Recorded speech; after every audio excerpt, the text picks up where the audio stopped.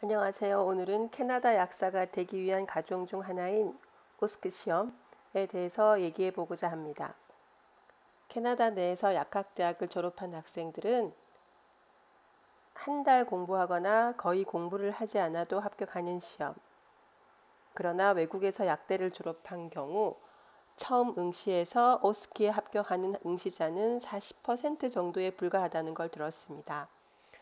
여기에는 영국이나 호주에서 약대를 졸업한 경우도 포함되니 그리 높지 않은 비율로 보입니다. 제가 처음 오스키 공부를 시작할 때 많은 시행착오도 겪었고 한국 학원에 수백만 원 주어가며 얻은 정보도 그리 가치가 있지는 않았습니다. 하지만 시험은 시험, 제가 쌓은 노하우를 공유하고자 합니다. 지금 여기서 제가 드리는 의견은 순전히 저의 개인적인 의견이고 PBC의 출제 원칙이나 그 어떤 것에도 일치하지 않으며 법적인 책임이 없음을 알려드립니다. 순수하게 저의 지식을 공유하고자 함이니 이 점 이해 부탁드립니다. 오스키 시험은 크게 인터랙티브와 non 인터랙티브로 이루어져 있습니다. 인터랙티브는 누군가와 대화를 통해서 문제를 해결해 가는 섹션이고 non interactive는 그야말로 약사 혼자서 판단하고 문제를 해결하는 과정을 의미합니다. 예를 들어서 약국에서 약사가 의사의 처방전을 검수하고 환자를 위해 프로세싱을 하는 과정이 있고, 그리고 테크니션이나 어시스턴트가 한 일을 환자를 위해서 최종적으로 약사가 파이널 체킹을 해서 사인을 해서 약이 나가게 됩니다. 여기서 약사님들이 주의하셔야 할 점은 약사가 의사의 처방 전에 의심이 나는 점이 있다면 반드시 의사와 소통 후 수정이 가능합니다. 이 처방 전에 의심이 있다고 해서 약사 혼자서 임의대로 판단해서 고칠 수는 없습니다. 하지만 약국 내 테크니션이나 어시스턴트가 실수를 한 경우 이는 약사가 반드시 수정하여야 합니다. 제가 여기서 이 말씀을 드리는 이유는 제가 한 이 부분을 non-interactive 섹션을 푸실 때 한번 곰곰이 생각해 보시기 바랍니다. 도움을 드리고자 이 말씀을 드린 것입니다. non-interactive 섹션이 어떻게 이루어져 있는지 한번 곰곰이 생각해 보시기 바랍니다. 오스키 시험은 한 섹션당 7분으로 구성되어 있습니다. 환자든 헬스케어 프로바이더 등 교실에 입장할 때 반드시 하나의 질문을 약사님들께 먼저 드립니다. 이 질문을 대답했으면 괜찮은데 질문에 답을 하지 못하였다면 2분 전 벨이 울리고 다시 한번 약사님들에게 질문을 할 것입니다. 제가 여기서 추천해 드리고 싶은 것은 이미 한번 오스키 시험을 쓰셨던 약사님들에게 조언을 구하시기 바랍니다. 오스키 시험도 전략을 짜서 가셔야 합니다. 예를 들어 제가 IELTS 시험을 준비하고 있을 때 학원 선생님께서 리스닝 시험에 대한 팁을 주셨습니다. IELTS 리스닝 시험은 한 섹션을 풀고 나면 답을 다시 확인하라고 합니다. 학원 선생님 말씀이 이 답을 확인하라는 시간에 다음 섹션 문제를 미리 읽으라고 하셨습니다. 왜냐하면 IELTS는 모든 섹션이 끝난 다음에 다시 한 번 더 답을 확인하는 시간을 줍니다. 그 답을 확인하는 것은 그 시간에 하여도 늦지 않습니다. 이런 식으로 전략을 짜서 오스키 시험에 접근하시기를 추천드립니다. 지금 여기서 제가 보여드린 거는 내사라고 하는데 내사는 첫 번째 N은 necessary, E는 effective, S는 safety, A는 adherence입니다. 이 네 가지의 과정은 약사님들께서 약물학적인 프로세싱을 하시는 가장 중요한 네 가지입니다. 이 약물이 환자에게 필요한지, 이 약물이 환자에게 효과가 있는지, 그리고 이 약물의 안전성에 문제는 없는지, 부작용이 일어나고 있지는 않는지, 그리고 마지막으로 환자가 이 약을 꾸준히 지속적으로 복용할 수 있는지, 만약에 어떠한 경우라도 환자가 약을 복용하고 있지 않다면 약사들이 왜 환자가 약을 꾸준히 복용하고 있지 못하는지를 이유를 찾아내야 됩니다. 환자는 절대 말해주지 않습니다. 그 문제가 부작용 때문인지 가격 때문인지 아니면 하루에 너무 많이 먹기 때문에 간편하지 않은 복용법이 문제인지 이것은 약사가 항상 찾아내야 됩니다. 오스키 시험에는 두말 할 것도 없고요. 항상 이 네 가지 내사를 잊지 마시기를 부탁드립니다. 오스키에서 가장 중요한 것은 무엇보다도 환자입니다. 약사는 약국에서 일을 할 때 모든 결정을 환자를 위해 환자에게 최선의 이익이 되는 것을 판단을 내리셔야 됩니다. 이 환자의 이익에 대한 판단은 법과 규칙에 앞섭니다. 근데 내 판단이 옳으냐 그르냐 알 수 없지 않느냐라고 하실 수 있는데 제가 공부한 책에서는 이렇게 말하고 있었습니다. 판단의 객관성은 나 말고 다른 약사가 판단을 했을때라도 같은 결정을 내릴 것이다 라는 것이 판단의 객관성의 원칙입니다. 오스키에도 마찬가지입니다. 법과 규칙이 있지만 환자의 권익, 이익이 최우선이 되어야 됩니다. 그 두 번째, 오스키 시험장에는 항상 참고할 책이 있습니다. 만약에 환자나 의사가 한 질문에 답을 모르겠다. 그러면 환자에게 양해를 구한 후에 꼭 레퍼런스를 보시기를 추천드립니다. 레퍼런스를 보지 않고 그냥 내 임의대로 판단하시면 안 됩니다. 꼭 레퍼런스를 참고하시기 바랍니다. 그리고 세 번째, 환자의 프로파일이 스테이션에 있습니다. 이 프로파일은 우리 시험 문제를 준 거나 마찬가지입니다. 시험 문제의 답을 바르게 인도하려는 힌트를 준 겁니다. 그냥 장식품으로 있는 것이 아닙니다. 환자의 프로파일은 꼭 보셔야 됩니다. 그 다음 네 번째, OTC 메디케이션 섹션이 있습니다. 이 OTC 메디케이션을 환자가 약사에게 추천해 달라고 합니다. 어떤 약이 필요한지. 근데 이 경우에는 OTC 메디케이션이 필요하지 않고 환자가 약물에 대한 부작용을 겪고 있는 경우일 수도 있습니다. 이것은 반드시 약사님이 찾아내셔야 됩니다.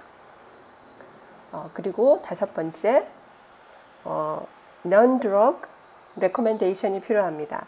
예를 들어 당뇨 환자가 약국에 왔다.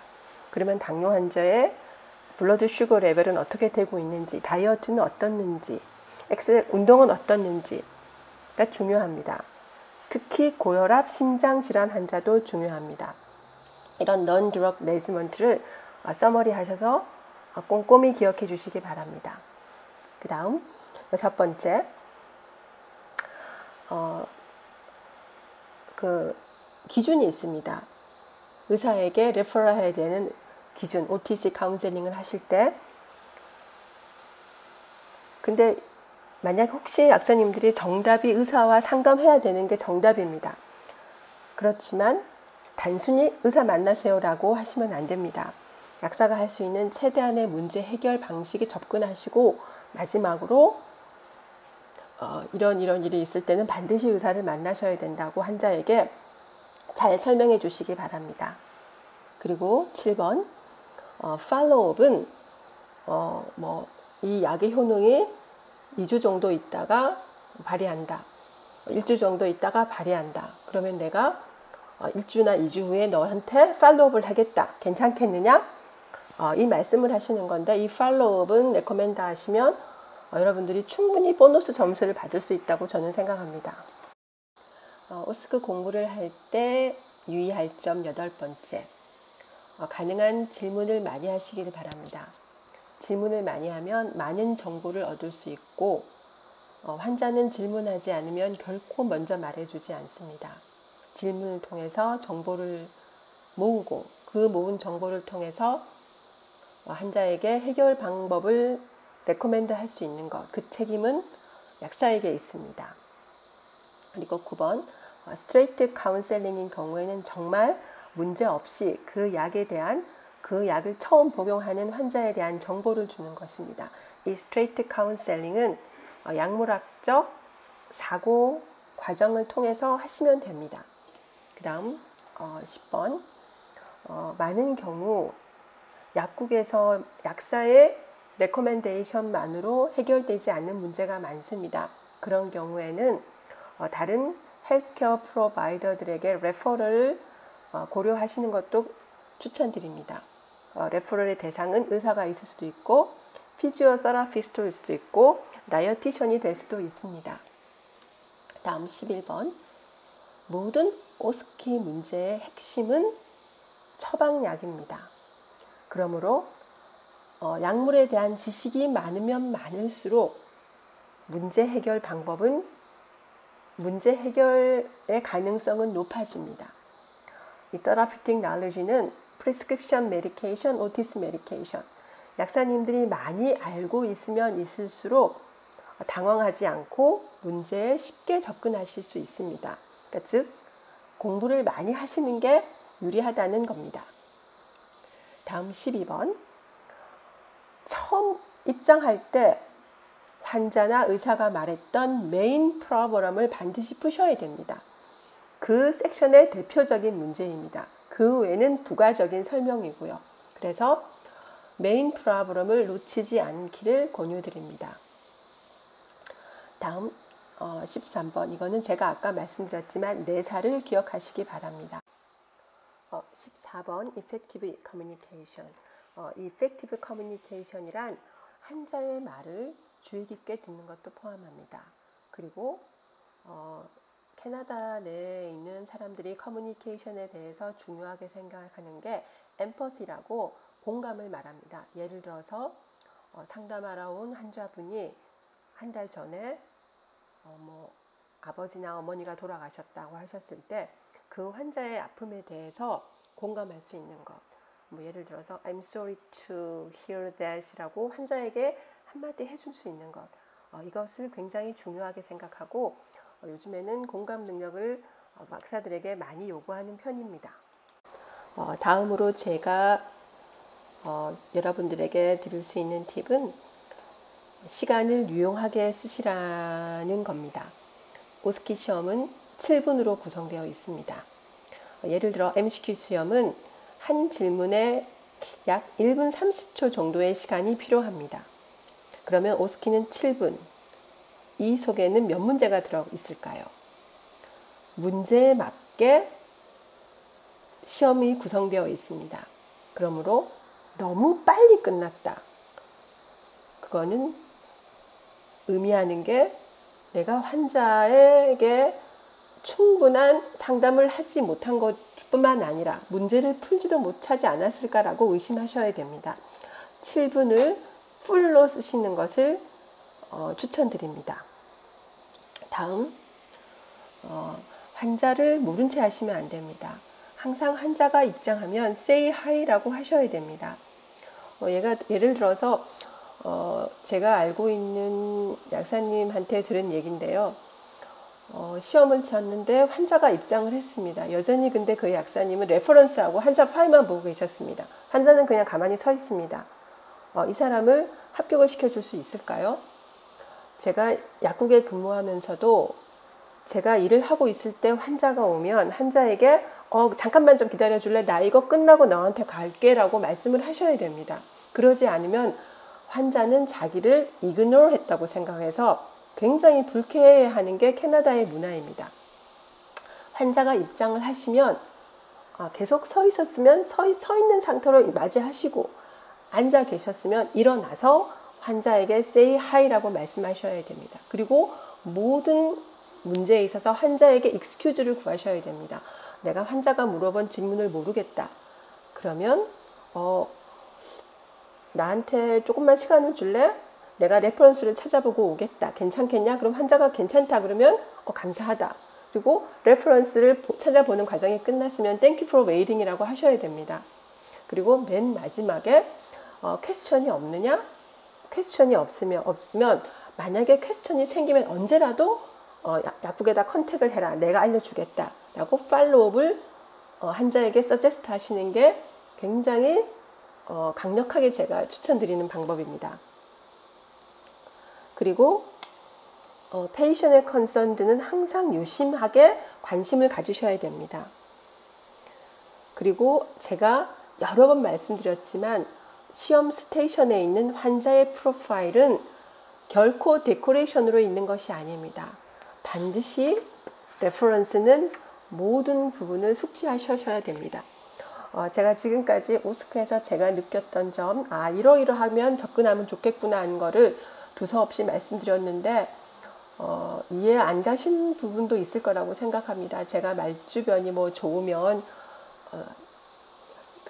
잘 나가는 유명 강사처럼 팁을 드릴 수 있을 텐데 저 딴에는 제가 이렇게 접근하면 좋았겠구나 하는 것을 말씀드렸습니다. 도움이 되셨으면 고맙겠습니다. 감사합니다.